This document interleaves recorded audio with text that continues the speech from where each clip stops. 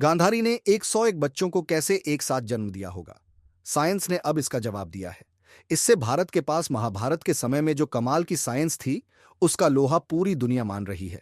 कौरवों का जन्म जिस प्रोसेस से हुआ था, वो मॉडर्न साइंटिफिक मेथड्स जैसे आईवीएफ और एम्ब्रियो स्प्लिटिंग से काफी मिलता जुलता है।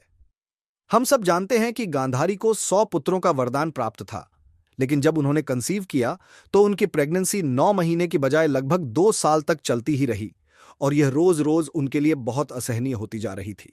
और इसी दौरान उसकी देवरानी कुंती ने युधिष्ठिर को जन्म दे दिया।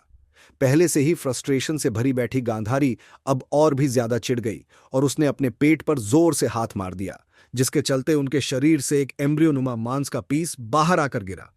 इसके बाद महर्षि व्यास ने उस मांस के पीस को 101 पार्ट्स में डिवाइड कर दिया और हर टुकड़े को घी से भरे मटकों में रखवा दिया।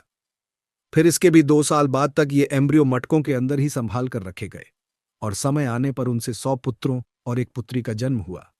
अब आप समझ गए होंगे कि मांस को 101 टुकड़ों में बांटना एम्ब्रियो स्प्लिटिंग जैसा है, जिसमें एक एम्ब्रियो को मल्टीपल पार्ट्स में डिवाइड करके इंडिविजुअल एम्ब्रियो डेवलप किए जाते हैं। रही बात घी से भरे मटकों की, तो ये एक नर्चरिंग एनवायरनमेंट क्रिएट करते हैं, जो मॉडर्न डे लैब इंक्यूबेटर्स जैसा है। अब साफ है कि या तो वेद व्यास जी ने उस समय इस प्रोसेस को आसान भाषा में समझाने के लिए इस प्रकार के टर्म्स यूज किए होंगे, या फिर आज भी हमारी साइंस वहां तक नहीं पहुंची है जहां घी के मटके मां के गर्भ की जगह इस्तेमाल किए जा सके। पर यह तो अब पूरी दुनिया मानती है कि भारत में महाभारत के समय में वास्तव में बहुत ही एडवांस टेक्निक्स का प्रयोग होता था। ये टेक्निक्स भारत की वैज्ञानिक विरासत का हिस्सा थी, जो समय के साथ हमने कहीं खो दी। Thank you.